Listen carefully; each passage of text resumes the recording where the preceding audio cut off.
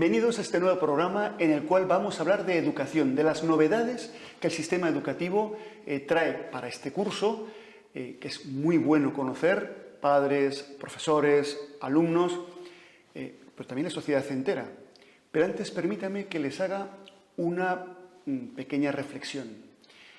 En una ocasión, una persona, un hombre, trajo a casa dos aparatos informáticos complejos que acababa de comprar, dos iguales, y los dejó en casa. Estuvo ahí metiendo cables por adelante, por atrás, tratando de actualizarlos, pero no fue capaz. Se vino abajo, se sintió inútil, quizá porque no era un nativo digital, pero los dejó allí y llamó a sus hijos. Un hijo se metió con uno de los aparatos y el otro hijo con otro de los aparatos. Al rato salieron los dos, ya está funcionando. ¿Pero cómo lo habéis hecho?, le preguntó al primero. Dice, pues hombre, dijo el primero, he cogido el manual de instrucciones, he leído y he comprendido bien lo que ponía, lo he aplicado y ha funcionado. Bueno, pues claro, es que yo no leí el manual o no entendía nada. Y el otro, ¿y tú qué hiciste? Pues yo empleé el cerebro, la lógica, el sentido común, el pensamiento. En realidad, esas son parte de las novedades que nos trae el LOMLOE, el nuevo sistema educativo. Porque, sin duda, decía Einstein, si queremos que cambien los resultados, habrá que cambiar los métodos. No podemos seguir haciendo siempre lo mismo si queremos resultados distintos. Evidentemente, el sistema educativo español pues, tiene defectos que vamos lastrando desde hace muchos años. Uno, por ejemplo, pues que nuestros alumnos y alumnas cada vez leen peor. Podríamos buscar algunas explicaciones, el exceso de horas de pantalla, pero el hecho es que en los informes PISA se muestra que cada vez se lee peor, se lee menos y se comprende peor. Pero otro de las circunstancias es que no se ha enseñado adecuadamente a pensar. Hay asignaturas en las que sí se promueve esto, las matemáticas, la filosofía, pero en conjunto el sistema educativo no ha destacado por dejar que las personas piensen por sí mismas. Se les da ya los procedimientos cerrados, los protocolos de actuación, se aprenden los problemas y los repiten en los exámenes, pero no se promueve este pensamiento activo, creativo. De esto vamos a hablar hoy con una persona realmente experta por su formación, experta por su experiencia. Don Carlos Ferreiro ha sido durante muchos años director de un centro educativo, de un instituto de enseñanza media, es doctor en matemáticas, profesor de matemáticas y una persona pues, muy implicada con su reflexión, con su pensamiento y con su actuación en el ámbito educativo. Con él vamos a tener ahora a continuación un diálogo que espero que sea del agrado y del interés de todos ustedes.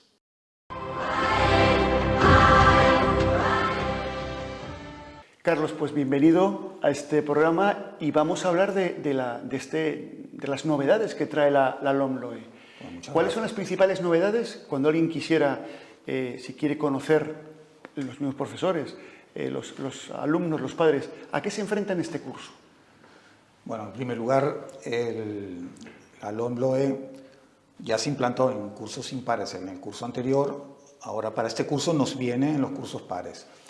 En esa transición, obviamente, muchos profesores y profesoras pues, no aplicamos esencialmente o rigurosamente los indicadores que tienen esta nueva legislación.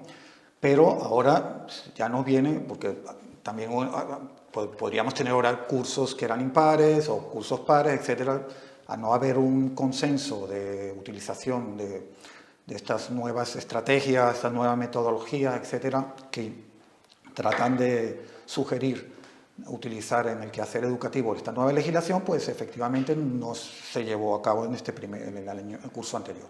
Ahora sí nos viene de lleno.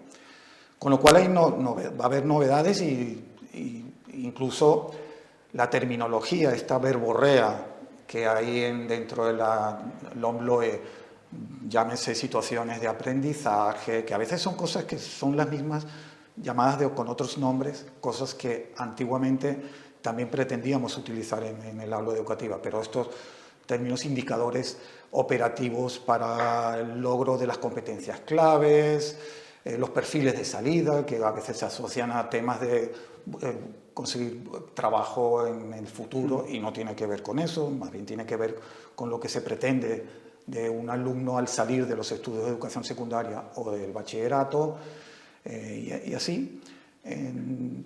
Uno cuando escucha lo que interpreta los compañeros docentes de esos términos, vemos que dicen cosas distintas. Con lo cual esto va a llegar un tiempo hasta que ajustemos y consensuemos todas estas, lo que se pretende con todas estas cosas, y ahora mismo pues no se puede afirmar nada sobre esto. Es interesante, por ejemplo, cuestiones que antiguamente igual se trataba de manera transversal, por ejemplo refiriéndome a las competencias clave que acabo de mencionar, pues ahí se puede aprovechar hacer, ya apartándonos de que fue una ley que quizá no fue consensuada, ya no digo a nivel político o legislativo, sino a nivel de las comunidades que integran los agentes educativos. Apartando eso, hay cosas que se le puede sacar bastante ¿Cuáles son provecho. esas competencias que ahora destacan por novedosas o porque ya hay que implantar y quizá los mismos profesores ahora mismo algunos no están preparados todavía, tendrán que prepararse como novedad, ¿no? Efectivamente, nosotros vamos a tener que hacer un aprendizaje junto con los alumnos de todo esto. Nosotros a marchas más aceleradas, porque efectivamente al final somos los mediadores de todo esto ante el alumnado, pero ahora, bueno, se añadió una competencia clave, que es la competencia plurilingüe, pero yo insistiría o remarcaría pues la competencia de aprender a aprender, de aprender a pensar. Es una competencia que es verdad que siempre estuvo de manera transversal en el currículo, no hay dudas, pero ahora como tiene sus propios indicadores para evaluarlo objetivamente, pues tenemos que ser un poco más rigurosos a la hora de elaborar actividades, utilizar recursos en el aula para pues configurar y lograr ese... Ponnos, o explícanos un poco en qué consistiría este aprender a pensar y aprender a aprender. ¿Cuáles son los, metodológicamente, pasos que habría que ensayar, sistemas que habría que aprender? Eso es muy importante porque, claro, esto uno lo asocia muchas veces así a un batiburrillo de cosas con creatividad, inspiración, etc.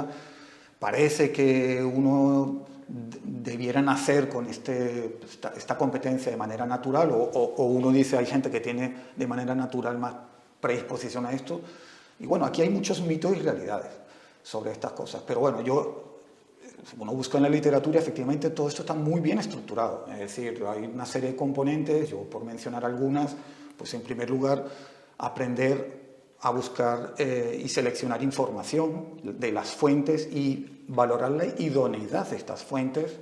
O sea, esta búsqueda, selección y registro de información es un primer paso. O sea, que ya no vale el recorta y pega, o el busca lo que te aparezca en la Wikipedia y... Desde luego. O sea, fíjate que aquí también ya se introduce el tema, bueno, el pensamiento crítico yo lo pondría como una segunda componente, es decir, uno ahora esa información valorarla y expresar lo valorado también es importante.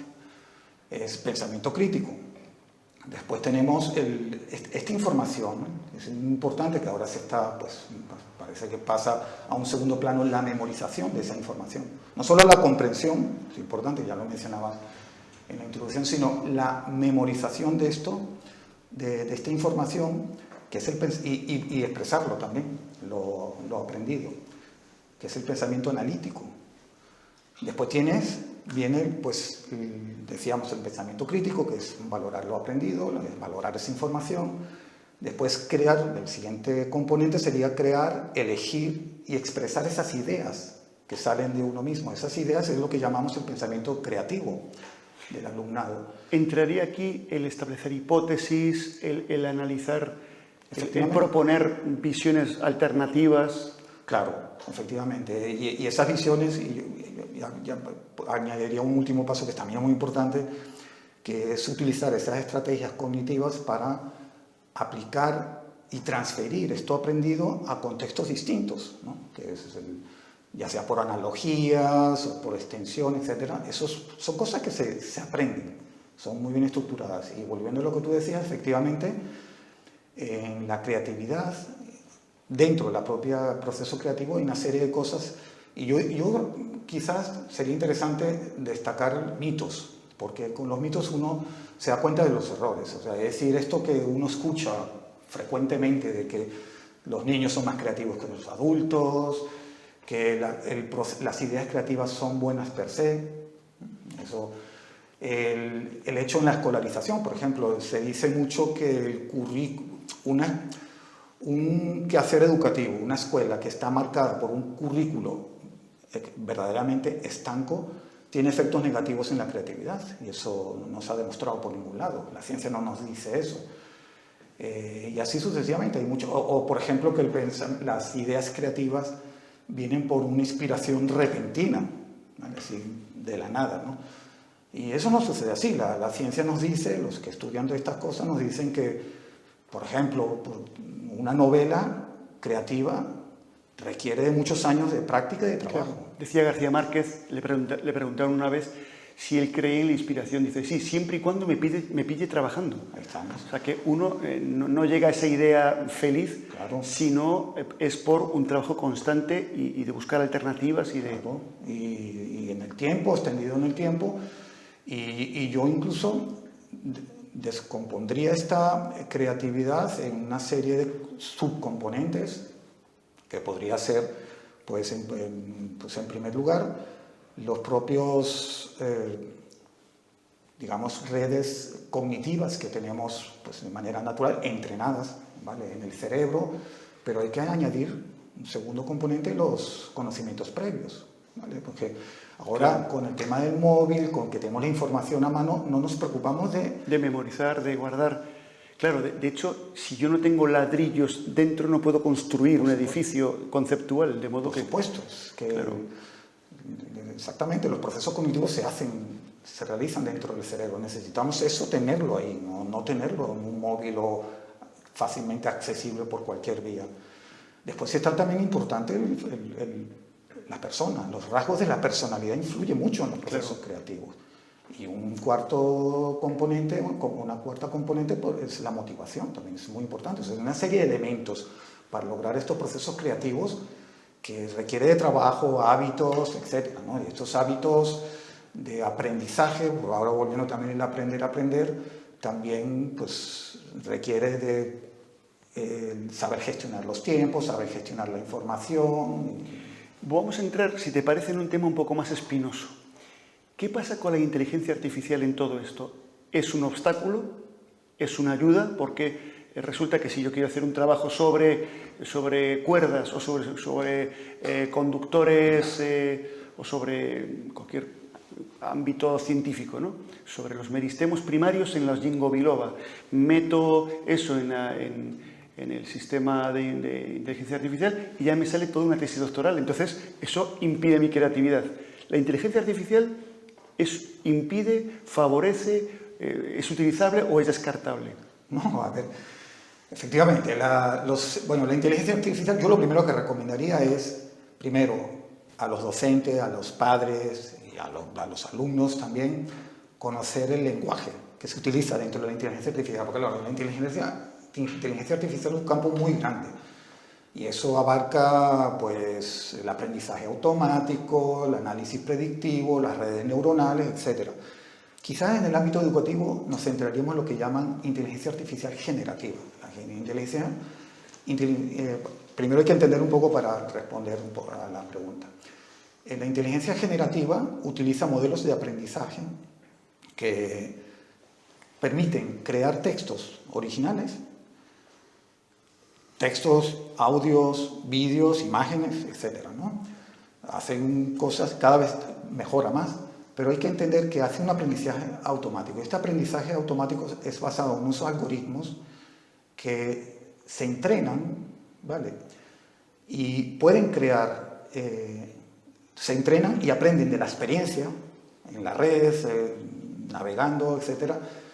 Y es importante saber que lo que resulta de las decisiones o los resultados que salen después de meter unos datos de entrada en estos sistemas de inteligencia artificial no está programado a priori. Es decir, es fruto de este aprendizaje que hace. Con lo cual, en primer lugar, uno tiene que tener ahí tiene que haber supervisión humana de todo eso, porque al final es un resultado que hace con un entrenamiento y una experiencia que no fue ni siquiera programada inicialmente, con lo cual, ni siquiera sabiendo cómo fue diseñado esa plataforma, ese sistema de inteligencia artificial generativa, no podemos prever lo que puede... El resultado, claro. Incluso, dado que la inteligencia artificial trata de imitar el comportamiento humano, se habla, ya en términos técnicos, de justicia algorítmica, sesgo algorítmico, equidad algorítmica, ese tipo de cosas, porque efectivamente existen esos sesgos, ya que aprende también, imitando al ser humano, pues comete quizás los mismos errores que el ser humano. Entonces, yo diría que, igual que cuando el móvil, muchas cosas, debemos entender que la inteligencia artificial, igual que cuando la aparición del coche, amplía nuestras capacidades, pero nunca las puede reemplazar.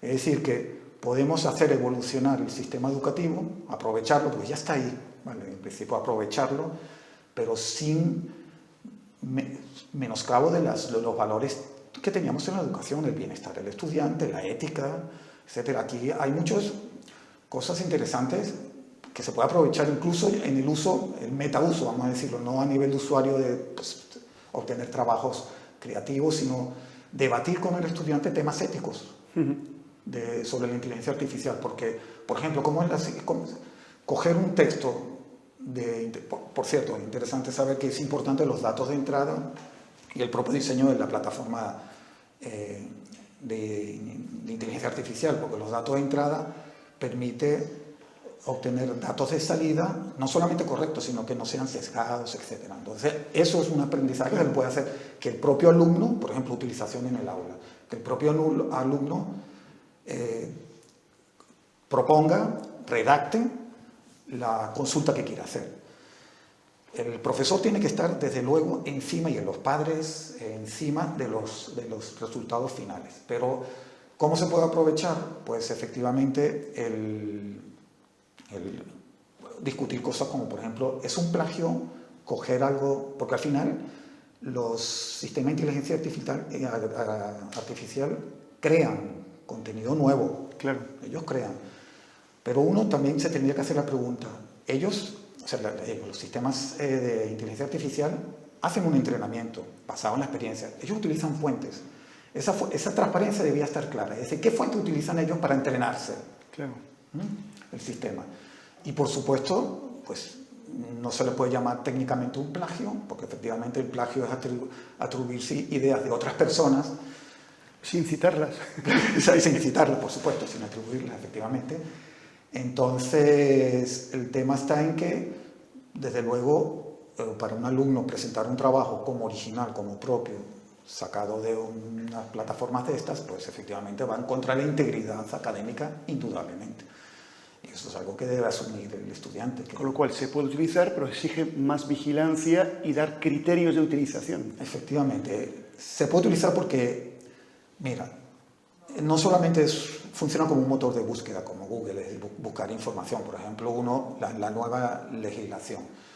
Un término de esto que decíamos, indicadores de logro para competencias clave. Uno lo pone ahí, necesito información, fuentes para esto en España o en la Comunidad Autónoma de Galicia. Te dan ahí, salen todos los decretos, pero tú puedes pedirle después que desarrolle esos decretos, es decir, específicamente en qué artículo aparece, qué significa. Entonces, claro, esa búsqueda es muy interesante. Que incluso aporte sus propias ideas, esa creación de contenido puede ayudar también para incentivar la creatividad.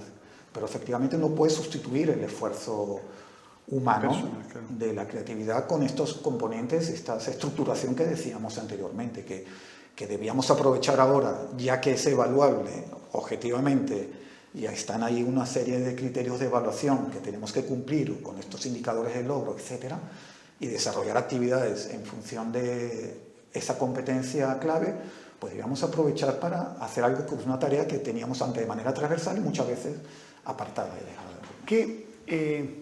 Antes de que se nos acabe el tiempo, pero ¿qué ganamos con la LOMLOE y qué perdemos? Bueno, ¿qué ganamos? Exacto. A ver, vamos a ser positivos. Sí, positivos efectivamente y también previsiblemente, porque estamos apenas en los inicios y estas cosas siempre se tienen que valorar con retrospectiva, ¿no? Entonces, yo diría que el tema de las competencias es clave. Y además, por un lado, está consensuado en toda Europa, con lo cual está bien, ya que pues, pertenecemos a una comunidad más amplia que nuestro país o nuestra comunidad, pues está muy bien que el tema de las competencias, ¿vale? Efectivamente, el centrar todo en memorizar, aprendemos una serie de cosas, pero después que memorizamos y después incluso, como dicen los propios estudiantes, que se olvidan, no les queda nada. Se aplican mecánicamente y se olvidan. Lo que decías al inicio, efectivamente, entonces podemos aprovechar, insistir en estas estrategias que son intrínsecas, que además nos sirven para la vida. todo, para la vida, para tomar decisiones personales, decisiones en el tema de las relaciones personales, etcétera, ya no en el ámbito científico y humanístico, sino en el ámbito, en un sentido amplio de la vida. Entonces, ahí yo creo que le podríamos sacar mucho provecho. Eso es muy positivo. Negativo, sinceramente, yo diría que no se haya aprobado todo esto con consenso.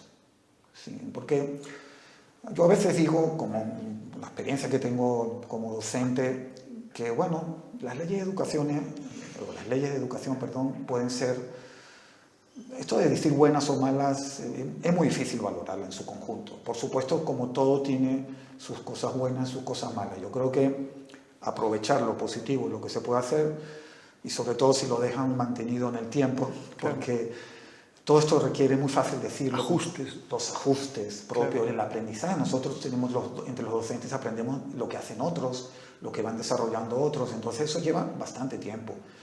Entonces, quizás en 5 o 6 años uno lo puede ver los frutos positivos de esta nueva ley de educación, pero la parte negativa que decíamos, no ser consensuada, yo creo que hace como un efecto rebote dentro de los docentes principalmente y las direcciones de centro, de pues no tener una actitud positiva, ¿vale? Proactiva, y eso es lo que es la legislación que tenemos. Yo puedo entender que un docente que lleva ahora mismo 20, 25, 30 años ha pasado, será tu caso, por una cantidad de reformas que es que ya no te da tiempo, o sea, sí. A lo mejor ni ganas de asimilar, dice, bueno, otra más y otra más. Sí. O sea, efectivamente, no ha habido la valentía política, la serenidad o la prudencia política para decir, en estos temas que son sanidad, educación, vamos a sentarnos para establecer algo permanente, ¿no? Se ha ido cambiando según pues, intereses. Entonces, eso produce una fatiga en los docentes, ¿no? Sí. Yo entiendo esa actitud negativa también. Sí, una cosa concreta.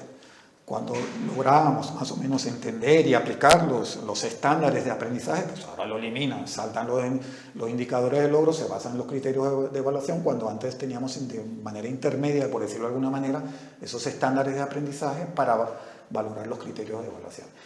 Entonces, eso crea desasosiego al docente, se quema indudablemente porque una LOMCE, incluso yo como director, confundo los términos LOMCE, LOMLOE, porque es que la LOMCE no terminó de ser afincada en nuestras cabezas ni en nuestro uso cotidiano, no se terminó, fue parcialmente utilizado, con lo cual efectivamente no dejan tiempo y eso para mí es un lastre, porque la actitud del profesor es muy importante. Claro. Bien, y ahora una última pregunta, quizá la más filosófica, y es la pregunta final, tenemos apenas ya 2 minutos, pero ¿la LOMLOE educa para la vida o educa para ganarse la vida? Efectivamente, claro. ¿La vista está puesta en conseguir un rendimiento alto pues, en las carreras universitarias o la formación profesional y conseguirla, o te forma como persona, o ambas cosas? Mira, antes cuando hablábamos de la creatividad, en la propia ley hay contradicciones, efectivamente, porque mira, por un lado, cuando hablábamos de la creatividad, se le da mucha importancia a la creatividad, pero si se le resta valor a lo memorístico, acabamos de decir que es una componente importante memorizar las cosas, porque la creatividad se hace conjugando lo que hemos aprendido, lo que hemos memorizado y además procesado, etc. Y efectivamente aquí, por ejemplo, por un lado,